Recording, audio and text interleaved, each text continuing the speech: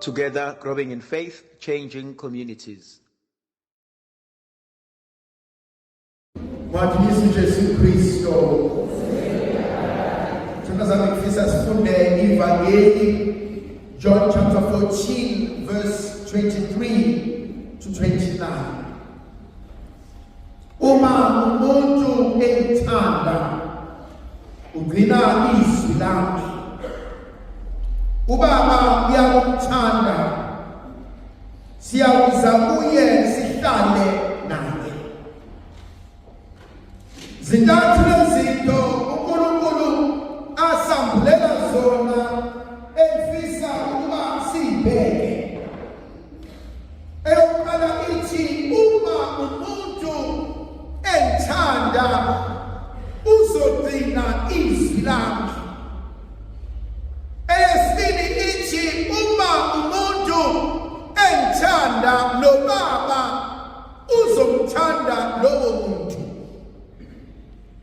Eyesithathu ithi uma umuntu engithanda mina noBaba sizohlala kuyena. Konse sifuna ukuhlala kuyona kancane ilena ethi uma ungithanda.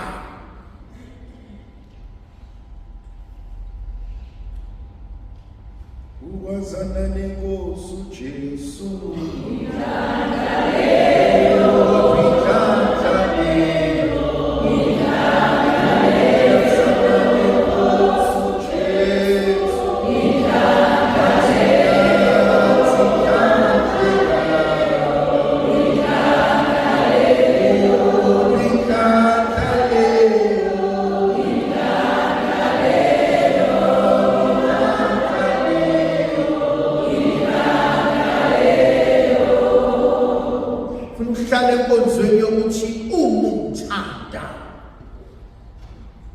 Kukukaningi evangelini uJesu beyophilisa abantu.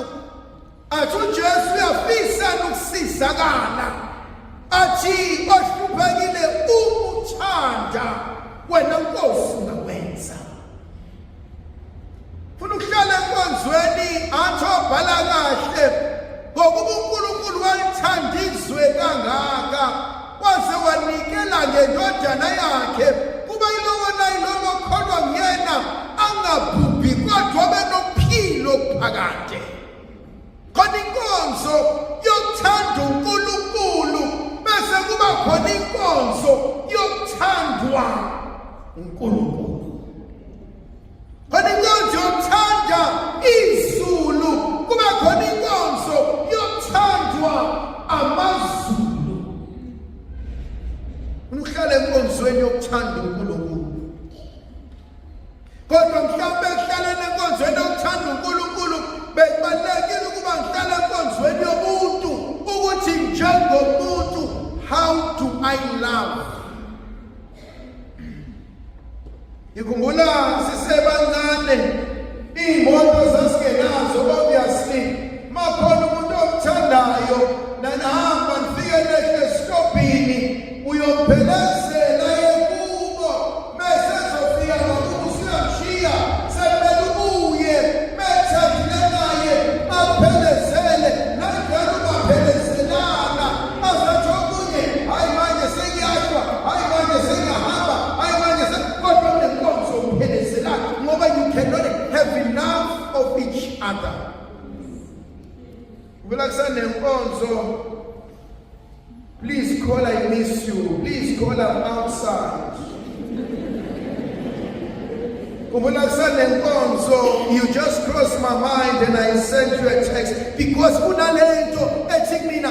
cannot have enough of you. We are ones who hlala nomuntu kakuna yusuloke kodwa mawusemsebenzini mawungasekho kube khona lento ethi ngaze ngamkhumbula uSibani letha ikhona uthando. Have you fallen in love with God? Have you fallen in love with God?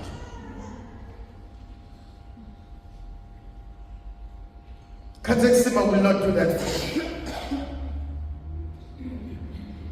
God will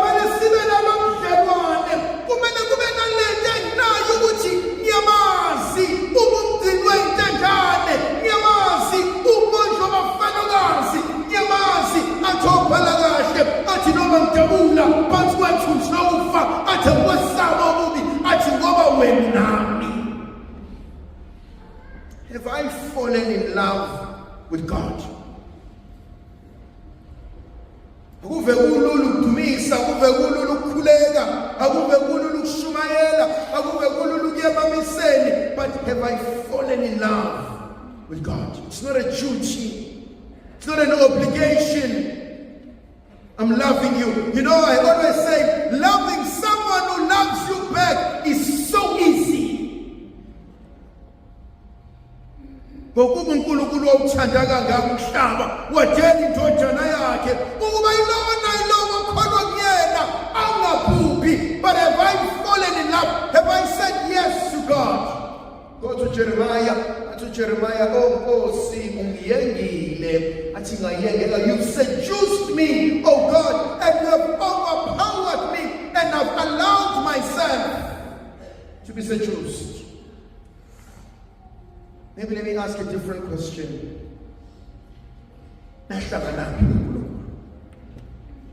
Where is your place of encounter? La uthi sahlangana naye ngambona ezemehlo. La uthi khona kwakuleli sidumbu ekhaya. When no one was there. Kwakuleli sidumbu ekhaya ingekho imali yokungcwaba. Ngathi mangiphenduka ngathi ngathola kwasukephi. Namhlanje ababengihleka sekuyibona abacela kimi. Ngiyamazi ehamba nami endleleni. When did you encounter God? Hlanganephi naye? Ongathi mina nathi indawo esahlangana nayo, nathi isimo esenzeka, maqedane ngambona ezahlulela, maqedane ngambona ezaphula, maqedane ngambona esikhombisa ubuyena.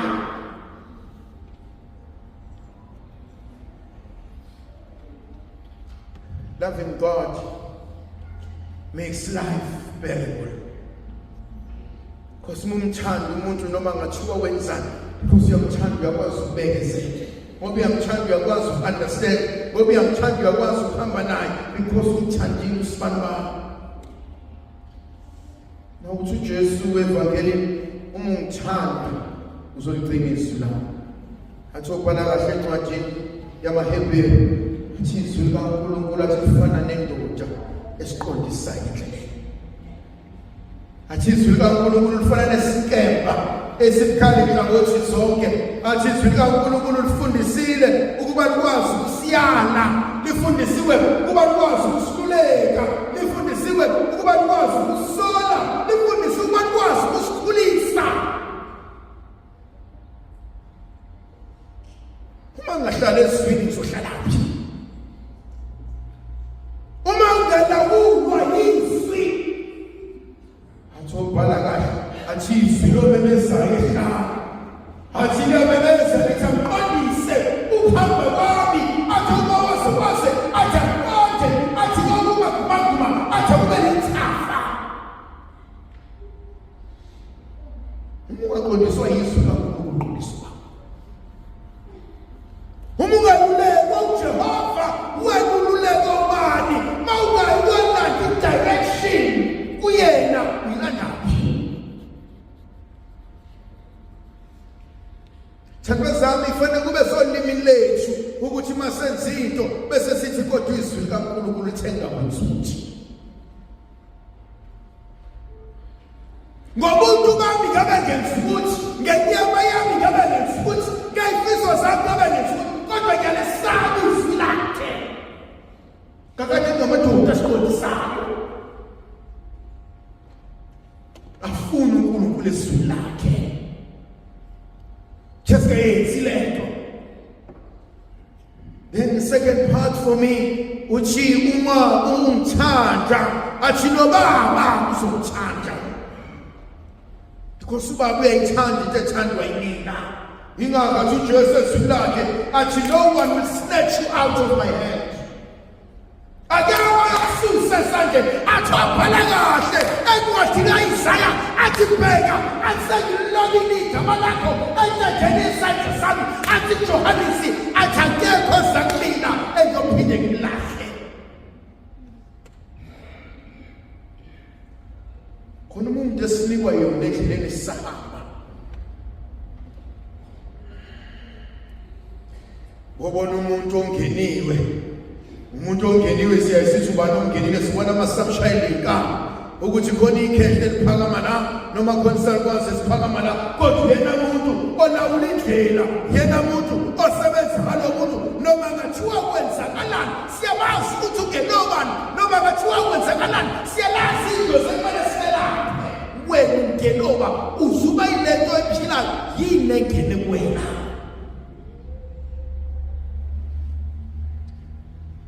khona abanye abantu esingakwazi ukubelapha because basuke bayothatha izinto zasemazweni asiyazi ukuthi ilashwa kanjani lento baphilisile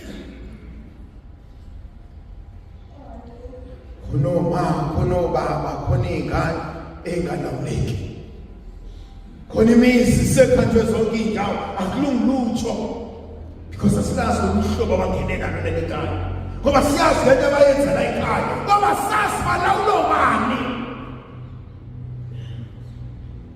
sokuba khona izwi lesithathu athi mungithanda athi mina nobaba siyohlala. My God, is there a place for God in your life?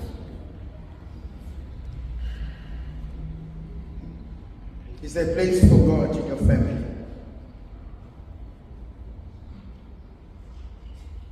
Usakwazi ukukhatha iy'ngane uthathe ukudla uyokuvalela ekamereni ukhiyele. Is there a place for God? If usakwazi ukuthuka abantu ohlala nabo uhambe ubakhuluma, is a place for God. Uma usakwazi ukulala nomuntu eduze kwakhe and yet you know you're planning his death or her death, is a place for God. Uma usakwazi emsebenzini ukuhlala sixoxe nosibamane ngikuhlekise kodwa behind your back I am planning your downfall, is there a place for God? Hleze ngithi mina ngiyayithanda indaba. Ubona umuntu mesedakiwe akwabe kunzima ukuthi usibana akadakiwe manje mesedakiwe esephile kahle because there are two things that change once umuntu adala. Ngisho labantu abasebene body tolerance yabo yotshwala ngoba sebebuhle njalo khuluma ngabantu mina abasasha utshwala ubadala. There are two things that changes: speech and how they walk. Kela khuluma ngayo umuntu adakiwe umbona emehlweni ukuthi mase kwajaba ukusibana manje namhlanje indlela ahamba ngayo ubona ngayo maswajaba usibana and so I wonder masuke misele bangaka bathi uhlangane nendoda amadoda bona buke indlela osukhuluma ngaso ishishini. When you go back home, izinto ebezicasula zicika has changed. Obekade umthuka njengensha seyakwazini ukumnika njengenkosi. Nabanye bethu abakholwe kakhulu and yet umyeni wakhe ekhaya ukudla usakwazi ukumphakela ukushiya ku-microwave. Awusakwazi ukumphakela because akasebenzi. Uthi umnikeza into ayingumyeni noma unkosikazi noma ingane ngoba akasebenzi usumenze wafila ukuthi akaseyilutho. And yet uzodumisa uNkulunkulu and yet uzobabaza ukukhona kukaNkulunkulu kodwa umama okuzalayo ekhaya mshiye ngenakudla. Mina thanda zami ngenkulu inhlonipho noma ngafika lo 100 rand lo 200 rand lo 50 rand lo 100 rand no fakela kodwa it will never be blessed unless you are once uyabonga kama ekhaya. Uyawudinga ukuyabonga wesalukwazi esikuzalayo, uyawudinga ukuyabonga wentombi ekuzalayo, uyawudinga ukuyabonga kababa noma ngathiwa yini noma ngathiwa isidakwa noma ngathiwa kayilutho kodwa bethu unika imali mothenga ijuba umnike mhlawumbe iwona ozokuvikela mhlawumbe iwona ozokukakela mhlawumbe iwona ozokwenzela izinto leli iselingcwele elingakwenzelanga bona nikonze sibizele kuyona konje umuntu.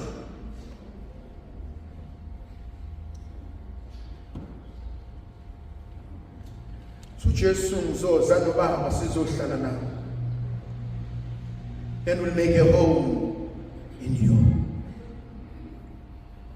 Yangithusa uJesu mefuna ukuzokwakha ikhaya, ngoba engathi uzofika noMaria before uMaria bekafika ekhaya ufika qalazi intombazana, ifika iphaquzi intombazana lesiza baselani wayini athi shintsha la, abanako ukuthula athi shintsha la, athi baxabana njani athi shintsha la, athi ababhekana athi shintsha la, athi bayazondana athi shintsha la, athi bayathakathana athi shintsha la.